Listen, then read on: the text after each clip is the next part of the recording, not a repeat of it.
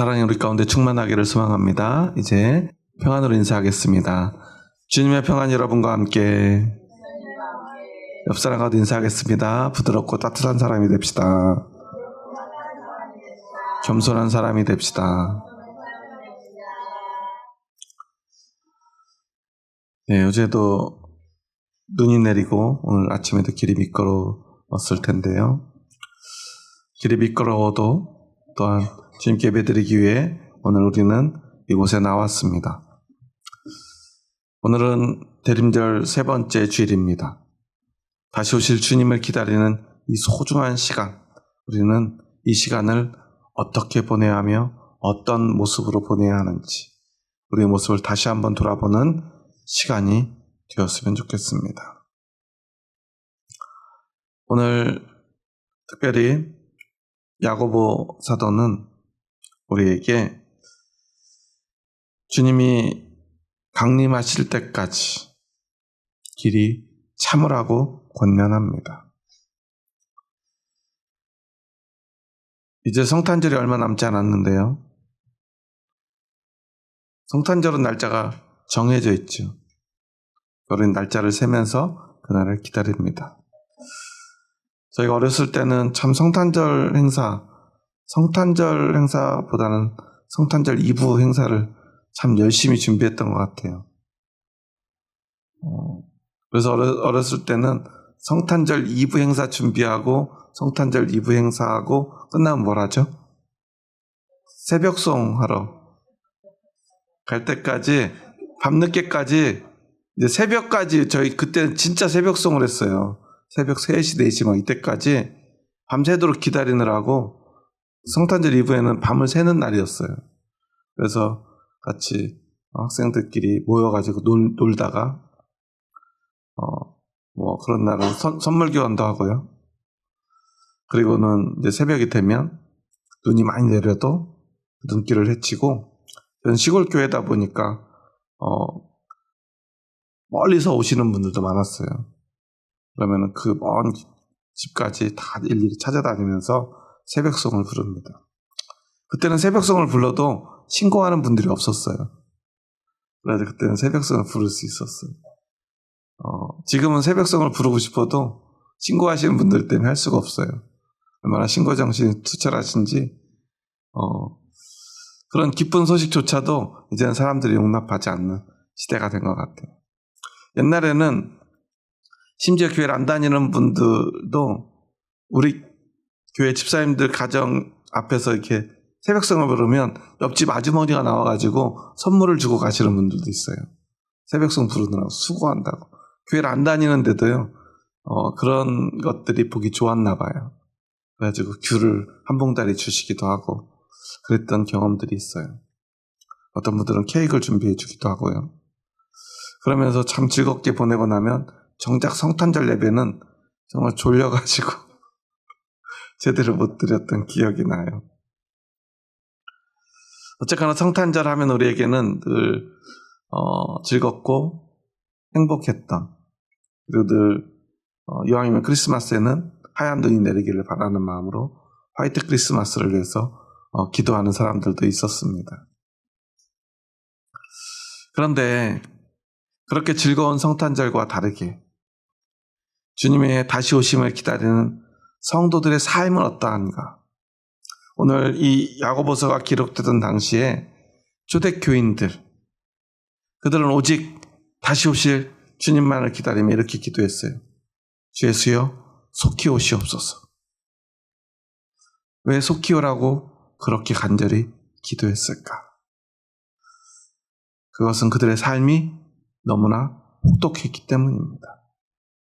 예수님을 기다리는 초대교인들의 삶은 한마디로 순교의 삶이었어요.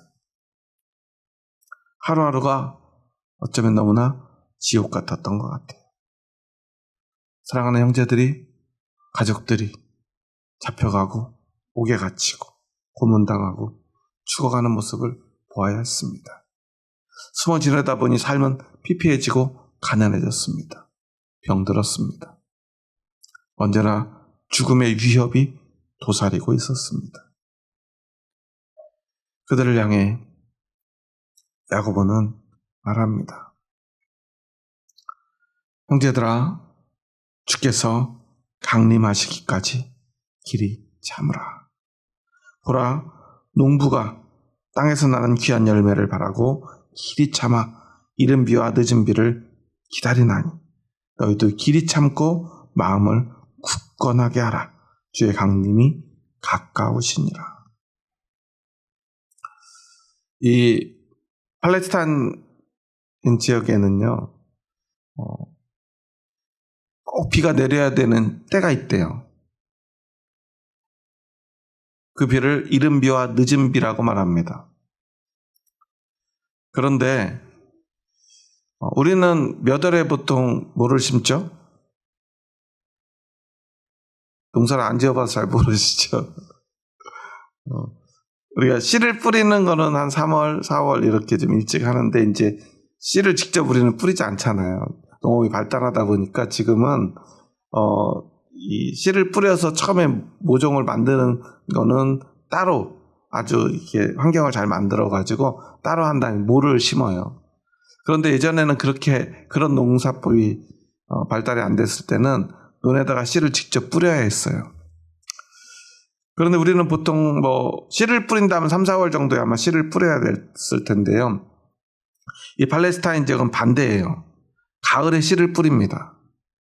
그래서 10월 말 11월 초에 씨를 뿌리고 싹이 터야 될 때 비가 내려야 돼요. 이것을 이른비라고 합니다. 우리로 말하면 가을비 같은 거죠. 그리고 이제 3월, 4월경이 되면요, 이제는 이 뿌린 씨앗들이 열매를 맺을 때가 되었어요. 열매가 맺기 위한 비가 또 필요해요. 그래서 3월, 4월에 내리는 비를 늦은 비라고 말합니다. 우리로 말하면 봄비 같은 거죠. 그래서 이렇게 이른 비와 늦은 비가 없으면 어떻게 돼요? 농사를 망치게 돼요.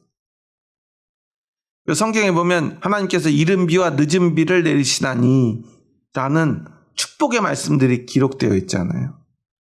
이 이른 비와 늦은 비가 그때 10월, 11월에 3월, 4월에 내려야만 그들이 먹고 살 수 있는 거예요. 그래서 하나님은 이른 비와 늦은 비를 약속하십니다.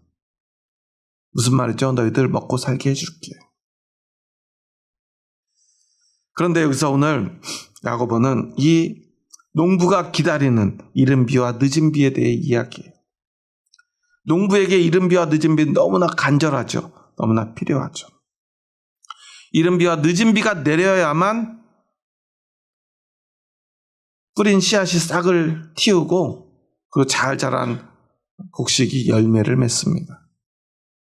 그런데 그것은 농부가 마음대로 할 수 없어요. 농부의 능력 밖이라는 거예요. 농부가 할 수 있는 일은 어디까지죠? 준비된 씨앗을 뿌리고 잘 가꾸고 그리고 열매 맺기를 기다리는 것입니다.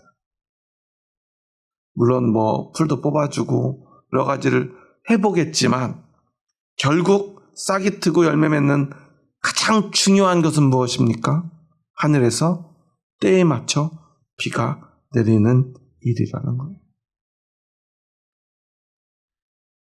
그래서 농부가 할 수 있는 일은요, 간절한 마음으로 기다리는 것, 그것뿐이라는 것을 우리에게 가르쳐 줍니다. 그 심정으로 오늘 우리가 주님을 기다려야 된다는 거죠. 그런데 많은 사람들이요, 자신의 힘으로 무엇을 할 수 있다고 생각해요. 그것에 대해서 오늘 야고보는 9절에서 우리에게 이렇게 말합니다. 우리 함께 9절의 말씀을 읽어볼까요? 9절 말씀입니다. 형제들아 서로 원망하지 말라. 그리하여야 심판을 멸하리라. 보라, 심판주가 문 밖에서 계시니라.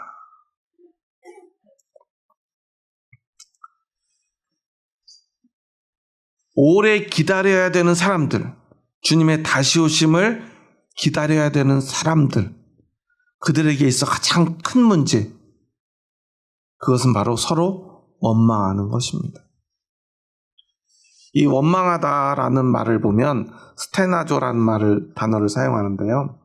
이건 사실 원망하다는 뜻보다는 한숨 짓다, 탄식하다 그런 뜻이에요. 힘든 일 있으면 우리는 한숨이 나와요, 안 나와요? 한숨 푹푹 쉬죠.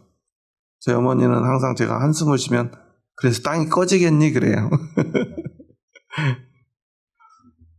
유독 어렸을 때도 제가 한숨을 많이 쉬었나 봐요. 그래서 어렸을 때 무슨 어린애가 이렇게 한숨을 쉬냐고 저한테 참 많이 나무라셨던 것 같아요.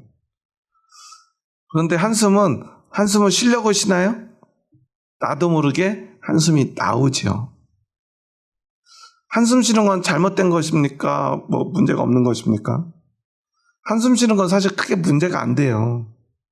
그렇죠? 그런데 한숨 쉬지 말래요. 왜냐하면 그 한숨이 서로에게 향하기 때문에 그렇다는 거예요. 그것을 원망이라고 번역하고 있어요. 그러니까 내가 힘들어서 한숨 쉬는 것은 문제가 안 돼요. 내가 힘들어서 탄식하는 것은 문제가 안 돼요. 그런데 그 탄식이 누구에게 향해요? 서로에게 향해요. 무슨 말입니까? 사람이 어떤 시련에 직면했을 때, 어떤 어려운 문제 앞에서 너무 고통스러울 때 그 고통의 책임을 옆에 있는 사람들에게 전가합니다. 가장 가까운 사람, 가장 소중한 사람들에게 전가해요. 너 때문이야. 그런데 뭐 대놓고 말하지도 않아요. 그 사람을 향해 한숨을 쉬어요. 온몸으로 표현을 합니다. 너 때문이야. 그럴 때 어떤 문제가 생기느냐? 공동체가 무너지게 된다는 거예요. 교회 공동체가 무너진다는 것은 어떤 의미죠? 다시 오실 주님에 대한 소망을 잃어버리게 된다는 거예요. 왜 그럴까요? 오늘 한국교회도 그런 문제가 만연해 있어요. 얼마 전에 제가 아는 목사님이 새로운 교회로 이렇게 부임해서 갔는데 지금 굉장히 힘이 드나 봐요. 왜냐하면 이제 새로운 목사님을 청빙했으니까 교회에서 바라는 게 뭐죠? 교회를 부흥시켜라 이거죠. 요즘 교회가 잘 부흥이 돼요? 안 돼요? 안 되죠. 얼마나 대단한 목사님들은 막 교회를 쉽게 부흥시키는지 모르겠지만 시대가 예전 80년대, 90년대하고는 달라요. 어려운 상황이에요. 그런데 새로 왔는데 목사님이 도대체 왜 교회를 부흥시키지 못하는가? 늘 압박을 받는데 너무너무 괴롭대요. 곧 쫓겨날 것 같대요. 청빙 됐으면 쫓겨날 수도 있는 거죠. 그런데 거기서 문제는 뭐냐면 어떤 문제 앞에서 우리가 서로에게 책임을 전가한다는 거예요. 그 말은 어떤 의미인가를 우리가 잘 모르는 것 같아요. 책임을 전가한다는 것, 특히 교회에서 누군가에게 책임을 전가한다는 것의 의미를 우리가 모른다는 거예요. 사실 그건 굉장히 중요한 문제입니다. 왜냐하면 우리는 믿음으로 사는 사람들이고 그 믿음으로 우리가 현실 속에서 가지는 가장 중요한 무기가 뭐냐면 소망이에요. 어떤 소망이죠? 주님이 곧 오신다는 소망. 주님이 오시면 이 땅에 주님의 나라, 주님의 왕국이 만들어진다는 사실. 그리고 우리는 그곳에서 영원히 하나님의 백성으로 살아간다는 사실. 우리는 그것을 믿는 거예요. 앞에서 농부의 이야기를 했죠. 농부가 비를 내리게 할 수 없다는 사실을 인정해야 됩니다. 그런데 씨를 안 뿌려도 되나요? 아니죠. 씨를 뿌려야죠. 풀도 뽑아줘야죠. 벼가 잘 자라는지 봐야죠. 그런데 아무리 내가 열심히 노력해도 안 되는 게 있어요. 이른 비와 늦은 비가 내리는 것입니다. 교회도 마찬가지예요. 우리가 해야 될 바를 다 해야죠. 그래서 여러분 오늘 하나님 앞에 예배드리러 이곳에 나왔죠. 주일이 되면 우리는 기억해서 주님 앞에 나와야 합니다. 예배드려야 합니다. 우리가 해야 될 일들을 합니다. 이번 주에도 우리 교회 교육관 난방 공사도 하고요. 지붕이 막 비가 새가지고 주방에 막 물이 떨어져서 방수 공사도 하고요. 또 뭐 여러 가지 일들을 해요. 연말이 되니까 달력도 만들고요. 내년도 준비합니다. 아이들을 위해서 어떻게 교육할까? 아마 선생님들은 이제 12월이 이제 바쁘실 거예요. 내년 또 어떻게 아이들을 또 잘 가르칠지. 많은 일들을 해야 합니다. 그렇지만 교회에서 우리가 궁극적으로 우리의 삶과 신앙이 성공하기 위해서 가장 중요한 것은 우리가 얼마나 열심히 하느냐가 아니라는 거예요. 우리가 끝까지 주님을 기다릴 수 있느냐. 그리고 결국 우리가 성공하고 승리하기 위해서는 주님이 오셔야만 하는 거죠. 그렇지 않습니까? 여러분, 예수님이 다시 오실 것을 믿으십니까? 진짜 믿으시나요? 진짜 아멘 소리 커서 깜짝 놀랐는데. 언제 오실까요? 알 수 없죠. 초대교인들이 곧 온다고 그랬는데 2000년이 지났어요. 1990년대쯤에는요, 이제 진짜 곧 온다고 그랬어요. 2000년은 안 넘어가겠지. 97년, 4년 말이 많았는데요. 우리는 2025년을 살고 있습니다.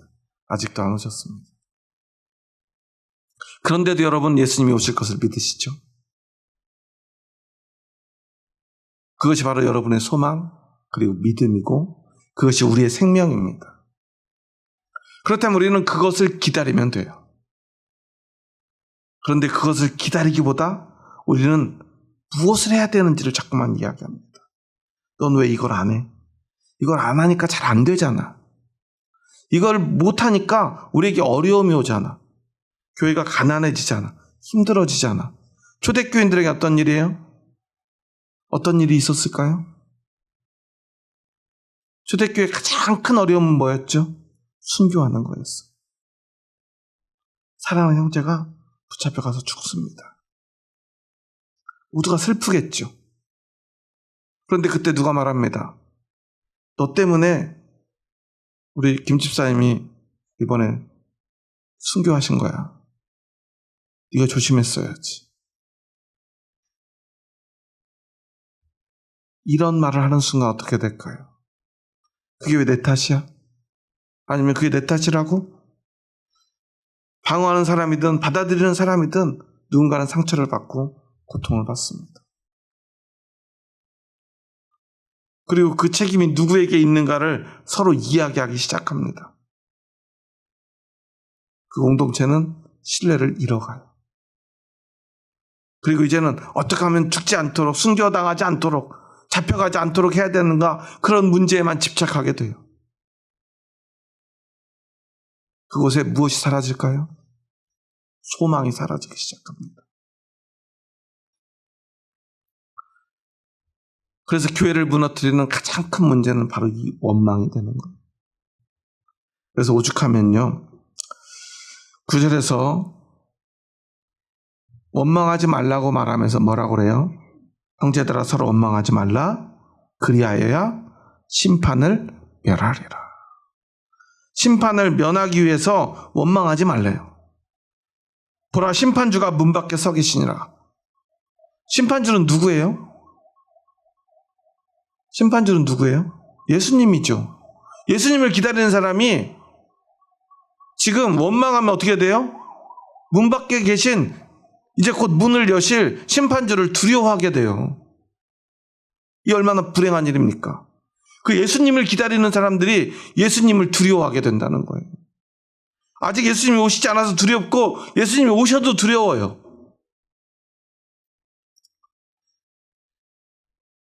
저는 이런 상황을 몇 년 전에 생생하게 겪은 기억이 있어요.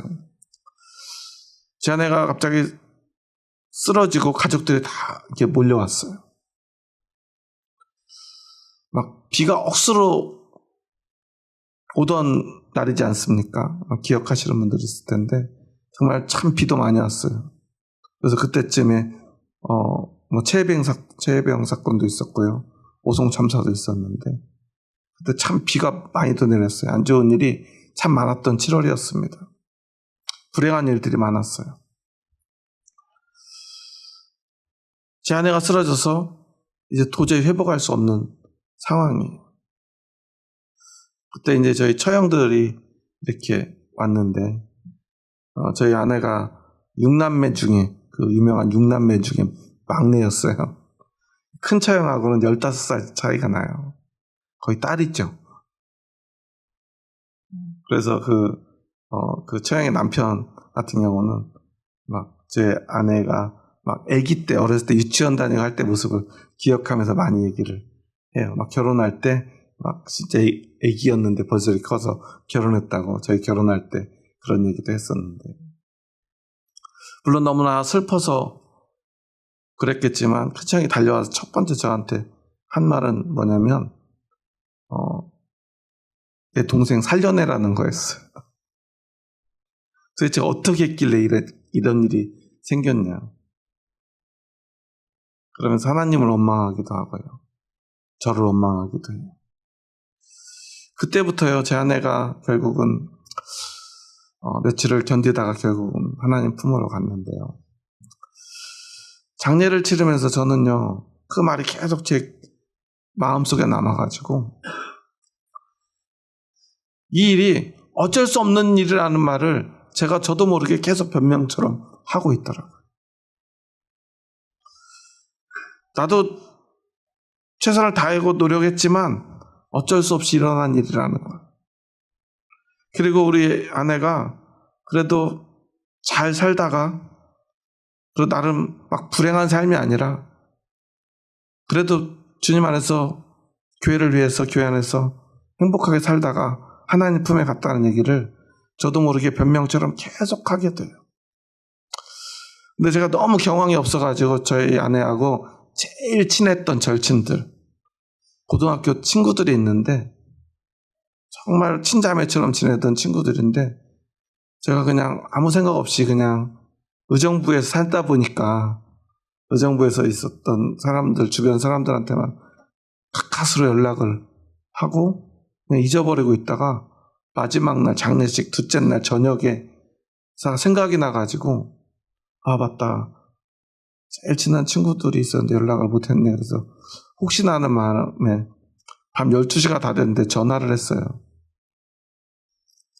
그래서 희정이가 갑자기 쓰러져서 지금 장례를 치르고 있다.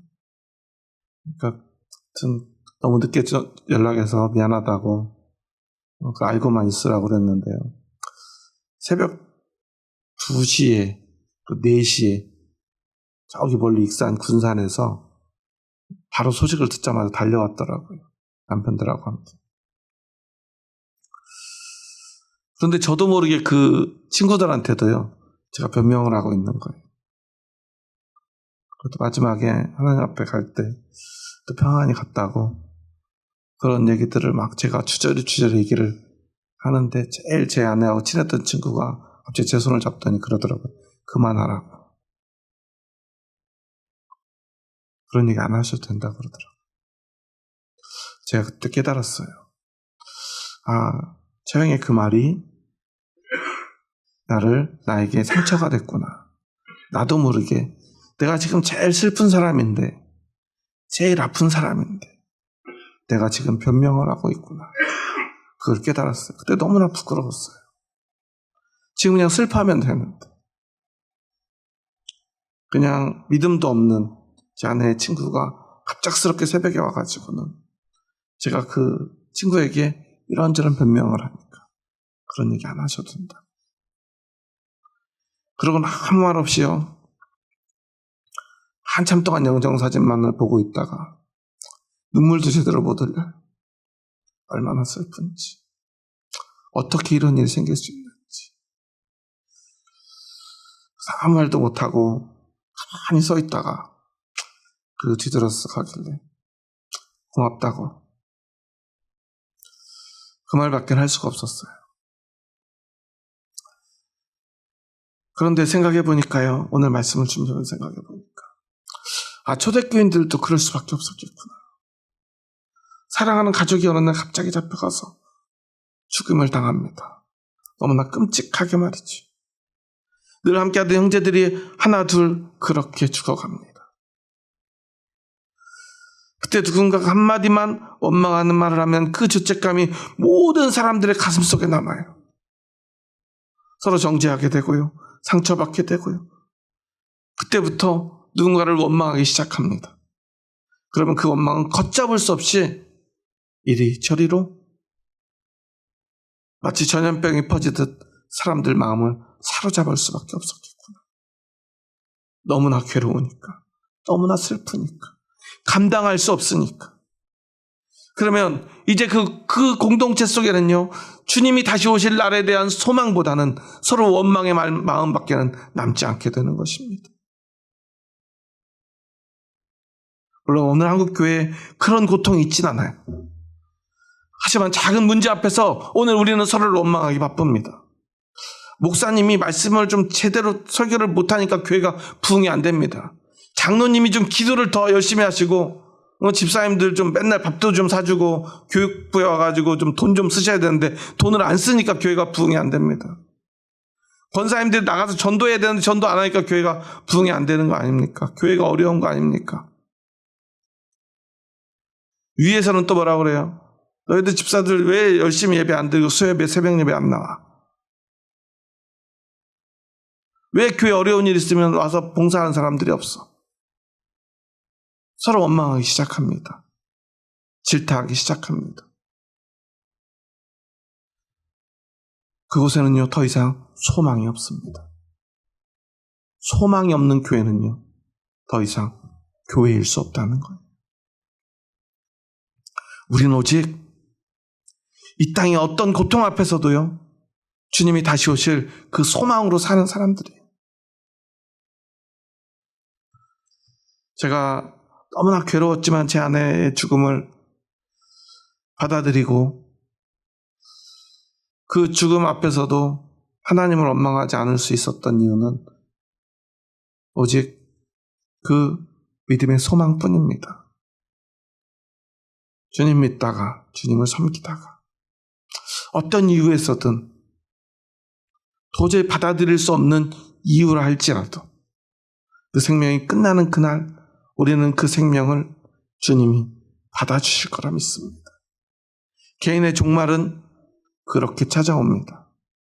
그리고 언젠가 주님이 다시 오시는 그날 모두가 함께 살아서 영원한 기쁨을 누리며 나누며 하나님을 찬송하며 하나님의 영광 가운데서 그 아름다운 모습을 바라보며 우리는 영원토록 기뻐할 것을 믿습니다. 그래서 오늘 우리에게 죽음도 더 이상 절망이 될 수 없는 것입니다. 그런데 원망은 죽음을 절망으로 바꿉니다. 그리고 심지어 오늘의 삶을 살아가는 아직 살아있는 사람들에게조차 원망은 절망을 가져다 줍니다. 소망이 사라진 곳에 남은 것은 절망뿐입니다. 그래서 오늘 야고보는 우리에게 10절에서 이렇게 권면합니다. 우리 함께 읽습니다. 형제들아, 주의 이름으로 말한 선지자들을 고난과 오래 참음의 본으로 삼으라. 그리스도인들의 삶이란 것이 무엇인가를 분명히 이야기하는 거예요. 모든 그리스도인들은요, 선지자와 같은 사람들이다. 어떤 선지자죠? 주의 이름으로 말한 선지자예요. 여기서 선지자는 구약시대의 선지자들을 말해요. 이사야나 예레미야 같은 엘리야 같은 선지자들을 말합니다. 물론 그들에게는 능력이 있었습니다. 하지만 그들의 능력이 그들을 풍요롭게 만들지는 못했어요. 그들의 삶을 행복하게 만들지도 않았습니다. 주님의 이름을, 그리고 주님의 이름으로 말함으로 하나님의 말씀, 하나님이 주신 그 말씀을 전함으로 그들의 삶은 어떻게 되었는가? 감옥에 갇히고요, 뺨을 맞고요, 고문을 당하고요, 죽기까지 합니다. 어떤 선지자는요, 도망다니다가 우울증에 빠져가지고 하나님 나 여기서 죽여주세요 라고 기도하기까지 합니다. 차라리 죽었으면 좋겠습니다. 얼마나 힘들면 말이죠. 하지만 그들은요, 끝끝내 하나님의 말씀을 전하고 말합니다. 그 말 때문에, 그 하나님의 말씀 때문에 어떤 고난이 찾아오고 심지어 죽더라도 그들은 끝까지 오래 참고 그 일을 감당했다는 것입니다. 여러분, 예수님 믿으면 우리 행복해질까요? 예수님 믿으면 우리가 부자 될까요? 예수님 믿으면 성공할까요? 너무나 많은 교회에서요, 예수님 믿으면 부자 되고 건강해지고 성공한다고 가르칩니다.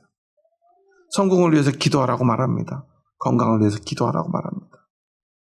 부자 되도록 기도하라고 말합니다. 물론 성경에는요, 하나님을 믿는 사람들에게 주어지는 축복을 이야기합니다. 우리는 들어와도 복을 받고 나가도 복을 받는 사람들입니다. 그런데 하나님은 우리에게 복을 주셔도 결코 세상은 우리에게 복을 주지 않아요. 왜냐하면 하나님의 뜻과 세상의 뜻이 다르기 때문입니다. 그런데 오늘 우리는 그 세상에서 살아야 합니다. 그 세상의 뜻 앞에서 우리는 하나님의 뜻을 선포하는 사람들. 그래서 세상의 뜻과 부딪혀 우리는 고통당하고 고난받고 때로는 그것 때문에 가난해지고 병에 들고 죽기까지 하는 사람들일 수밖에 없다는 것입니다. 특히나 주님이 곧 오실 이때 우리의 삶은 그렇게 될 수밖에 없다는 것. 억울하고 고통스러운 일이 찾아올 수 있다는 것입니다. 하지만 우리는 복된 사람들이에요. 이유는 하나입니다. 예수님 믿고 기도하면 돈을 많이 벌고 성공하기 때문에 복된 삶이 아니라 주님이 곧 오실 것이기 때문에.